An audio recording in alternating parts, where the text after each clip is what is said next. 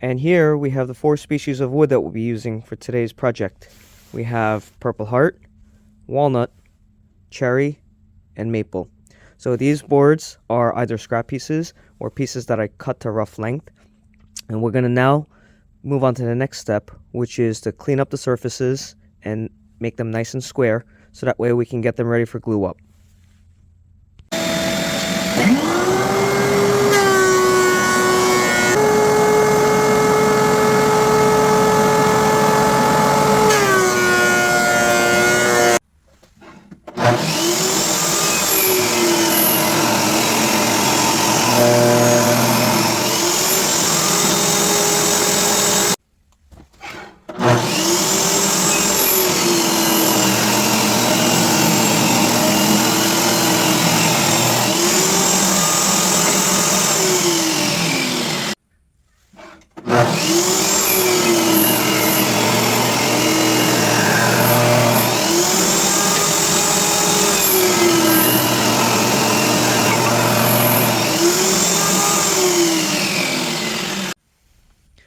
So this is the piece of maple that we have that we want to cut into thin strips.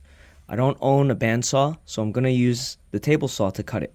So there's a couple of options in how you can do this. The first way is to ride the piece of maple or the wood up against the fence, but this part right here is pretty narrow, so you're going to need to do 2 things. One, you're going to need constant pressure on the back end before the blade by using a feather board, or in this case I'm going to use this tool that I found, which is got a ball bearing on the end, and it's going to help push the piece up against the fence.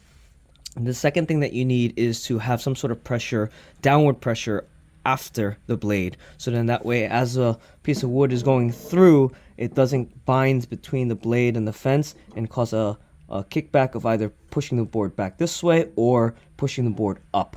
So we're going to need some sort of pressure to clamp down on the back. I don't really have anything. I don't have feather boards or clamps or anything like that. So what I'm going to use is just a piece of scrap wood that I have, and I'm going to push down on the board at the end to help keep the wood from kicking up. The other thing I'm going to use is just another piece of scrap wood that I can use as a push stick to guide through, so that way the piece is so narrow that I don't want to get anything caught in there, and with wood it's soft enough that it'll just cut through, and I can just push it through all the way until I finish the cut.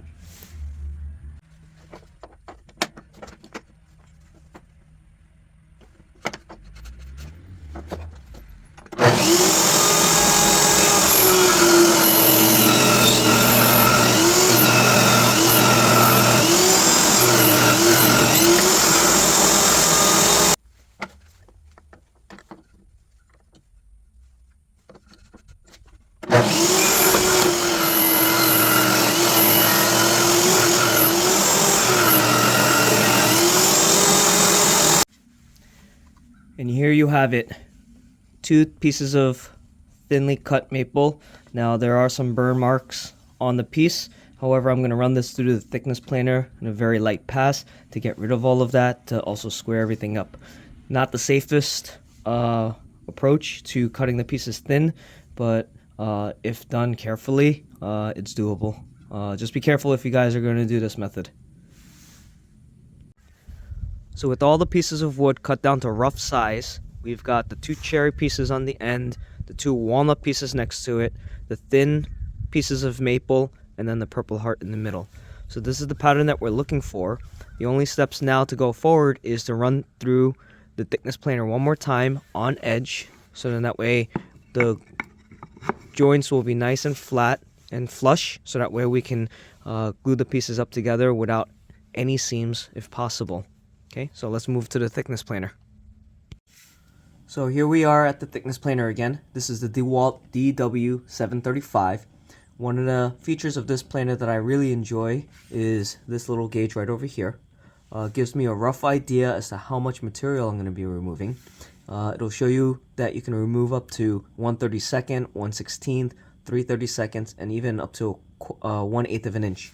So how that works is once you set the height of the thickness planer, you can run through your piece of wood just enough to catch his little gauge, and it'll push up on that little bar just as you see, and it'll give you an idea of how much material will be removed.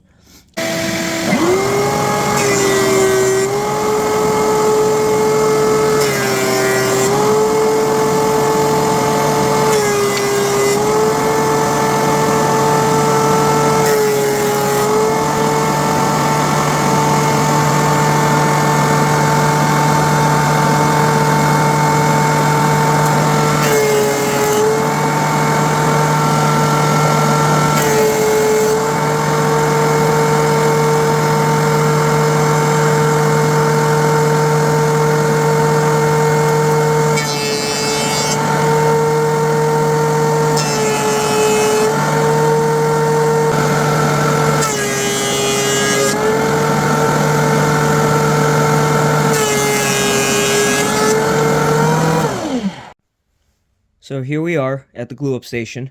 I've got the boards laid out right now in the pattern that I want. This is how I'll glue it up with a little bit of a tail left at the end. And the reason for that is later I'm going to be running this through the thickness planer again. And I want to make sure that I get this back end to have a little space for snipe. So that way, if you don't know what snipe is, whenever you run pieces through the thickness planer, the planer gouges a little bit more than what you want, and then it'll plane the rest of the board. So that little piece I want to be able to throw away later. I could have done the same a little bit with these pieces of board as well, but with the scrap pieces that I had left from the beginning and the cherry that I cut in the beginning of the video, I just cut it a little bit longer than what I wanted anyway, but this is just extra insurance for that snipe. Okay, and then again on the back end I'll leave a little extra long for the snipe as well. But anyway, to the glue up, we're going to glue this up in this way. I'm going to be using Type-On 3. This is great. It's waterproof. It's food rated. A lot of cutting boards are used using Type-On 3. This is mainly what I use. And to spread the glue, I use this little roller right here to get the glue spread evenly across through the joints before I squeeze the clamps shut. Okay, so here we go.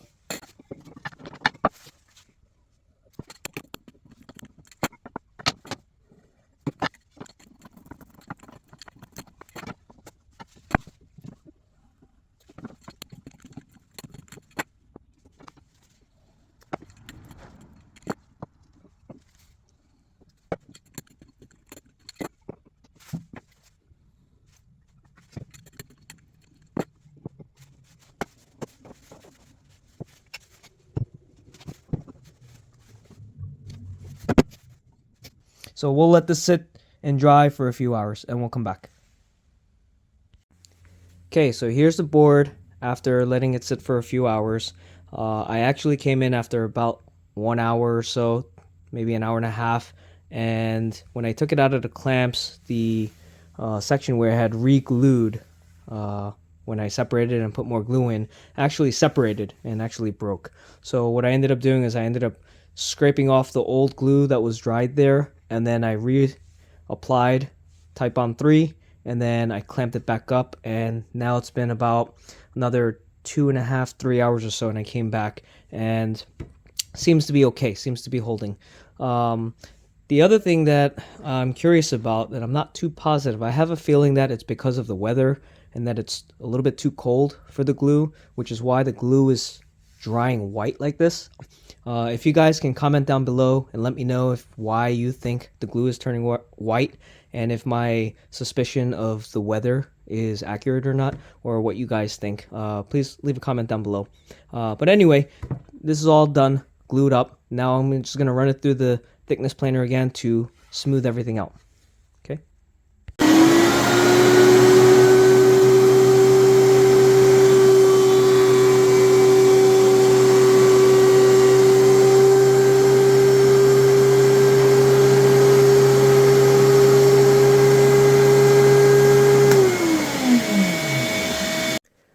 Okay, so my suspicions were correct in that the weather was too cold for the glue to dry properly, which is why it was turning white and powdery looking. As you saw in the last clip or a few seconds ago, as I was planing the board and I moved the board to the front of the thickness planer, the board came apart.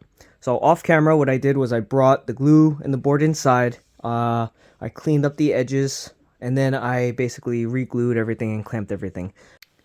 I was a little impatient and couldn't wait until the next day to plane the piece to see if the glue held or not. So off camera, I basically ran the board through the thickness planer, and this is what we're left with. So now that we've cleaned up both sides, what I'm going to do is I'm going to measure the length that I need, and then I'm going to trim it at the miter saw or the table saw with a crosscut sled.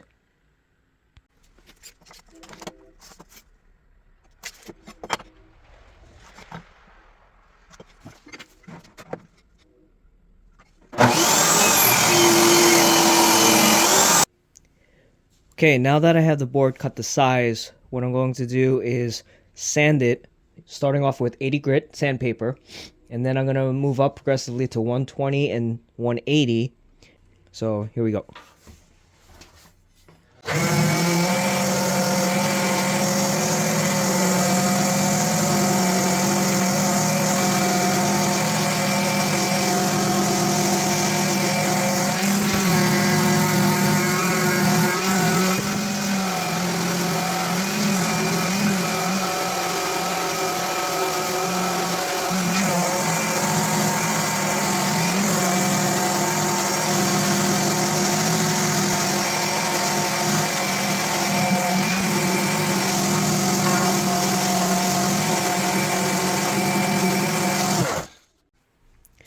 So while sanding, I noticed that there was a small section that wasn't glued perfectly. Most of the board, what you want to have is basically no seams in between the different pieces of grain. But right over here, if you can see on the edge here, there's a little bit of a gap on both sides. One on this side right over here. So what that tells me is that the glue didn't hold properly, or they didn't have enough clamping pressure. So one way to solve this while sanding is you could squeeze a little bit of glue in there and then sand it flush. I wouldn't recommend using this method if the gap was much wider than this, but for a thin little section like this, a little bit of glue and sanding will help.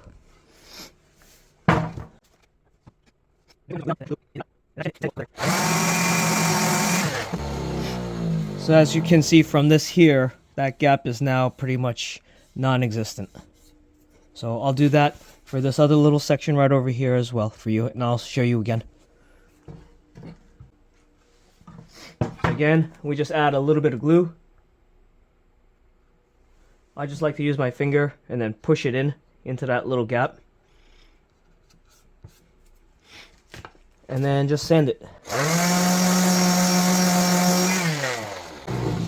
And that's all it takes to clean that.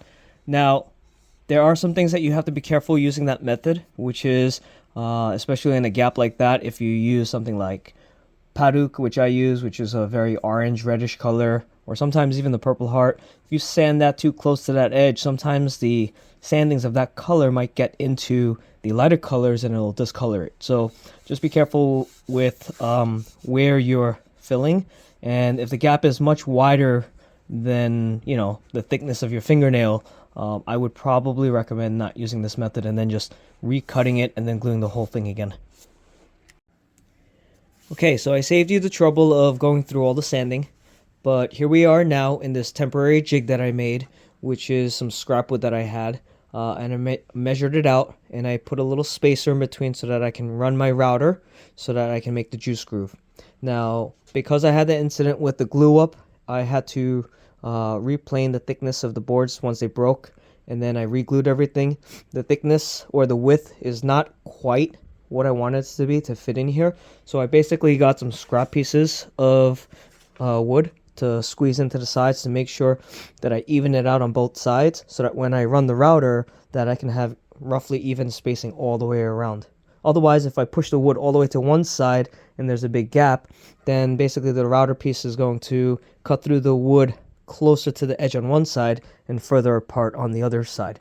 So basically I had to shim it and center the board in the middle of the jig.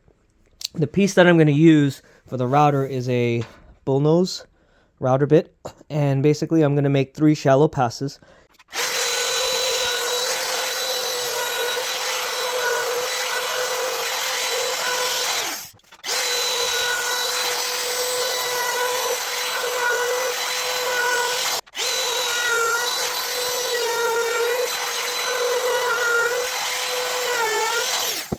And there you have it. We have the juice groove. Now all we have to do is go ahead and sand the edges over here so that it's not as sharp. So before I get to sanding the inside juice groove, and I got to clean up the burn marks around the corners where the router left, I do also have to ease the edges on the side. So what I'm going to do is I'm going to use another router bit, basically a 1/4 inch, I believe it's a 1/4 inch round over bit with the ball bearing, and basically I set it up on this router so that I can ride along the edges and just make a nice smooth curve so that way it doesn't cut into your hands when you're cutting the board.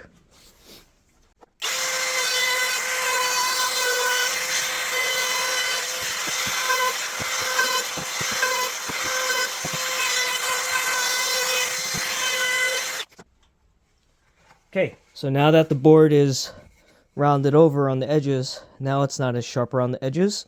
So we've got one side that's flat with no juice groove that you can use, and the other side that does have the juice groove. Now onto the last couple of steps, which is to sand the inside of the juice groove, as I mentioned before, to clean up the edges as well as some of the burn marks. And then after that, we're ready to raise the grain with some water. Okay, so let's get into sanding first.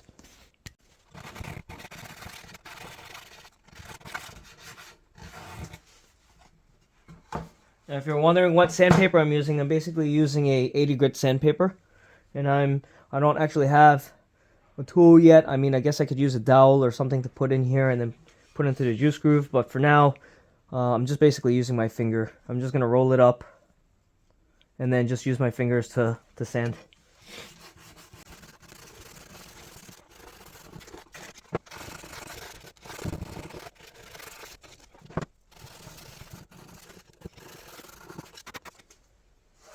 Now to get into the corners, to get the burn marks over here, basically the same thing. I'm just going to roll it up with my finger, and then just try to get in there and squeeze the sandpaper into the juice groove and just try to sand as much of that burn mark off as I can.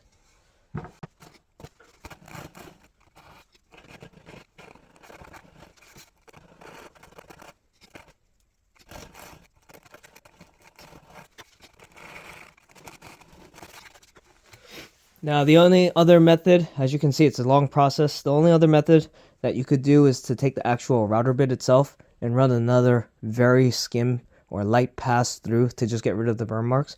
But since I took the piece out of the jig already, there's no way I'm going to match up the board perfectly or exactly to when I first cut the groove. So I'm not going to risk running the router in the jig again to get the burn mark off. So basically, I'm stuck to the old-fashioned sandpaper in hand, doing it by hand.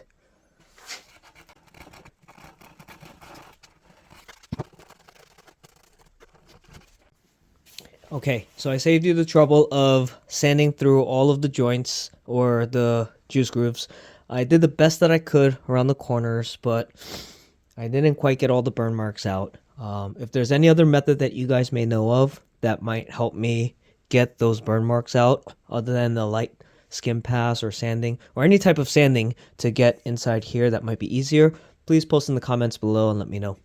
Okay, so let's raise the grain so that way we can raise the small little fibers that's going to make it a little scratchy or rough when it dries. We're going to raise the grain that way with some water, and then we're going to let it sit and dry. Then once it dries, we'll go back over the entire thing and sand it with 220. And then after that, it's time to put the mineral oil and it'll be done. So let's get to it.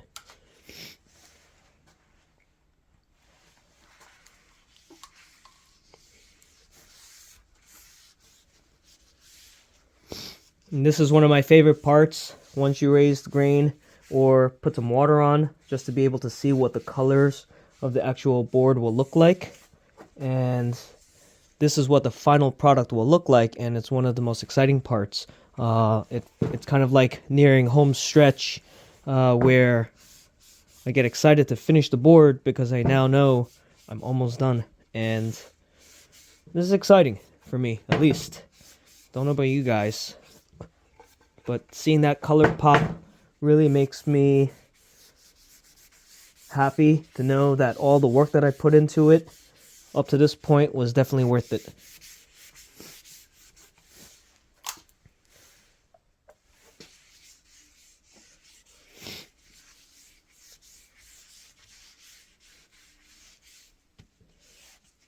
Okay, so now that we wet the board, we're just gonna let it sit and dry. This may take, 10 minutes, 20 minutes, 30 minutes. If I put a little heater next to it, it might take even less, or it could take hours. So we'll come back once this is dry. Okay. And here we are after about 2 hours or so. The board is completely dry, and now I've already given the board a sanding with 220 grit, and we're ready for the oil. So I'm just gonna put it in this pan here, so if we have any excess oil, it won't spill onto the floor. We're gonna go ahead and use walrus oil, cutting board oil. If you can check the links down below, I'll put this up so that way you can purchase if you like. This is great cutting board oil. So we're just gonna put a generous amount on this, and then once we put all the oil front and back, we'll put it on this little drying rack in the back, and then just let it sit and dry, and we'll be finished with the board. Okay.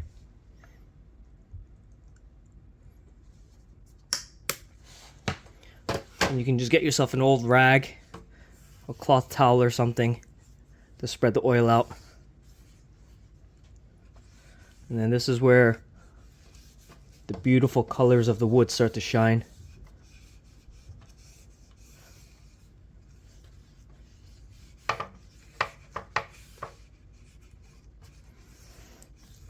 And you could spread a liberal amount of oil because the wood will soak up some of that oil.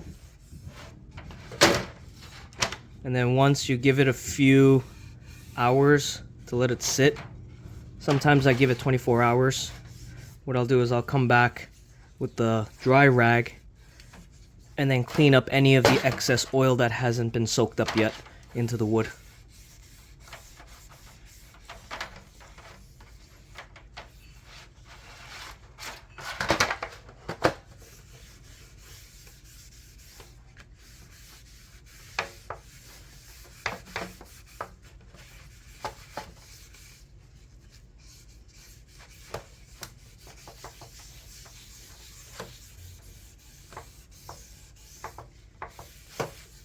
And here we are. This is the finished piece. This is the finished board. Obviously, all that oil is just sitting on there. Again, we're going to put this on the drying rack and let it sit for a little bit. And then once it's dried, I'll come back with the dry rag, clean up any of the excess, and then we're ready to use. If you've made it this far in the video, I appreciate you watching. Thank you for taking your time to watch me craft beautiful cutting board like this. If you could do me a favor and just hit that like button, and maybe even give me a subscribe, and maybe even hit the bell notification if you want to know anytime in the future when I upload any content. I'd much appreciate it. Thank you for watching, everybody, and hope to see you next time.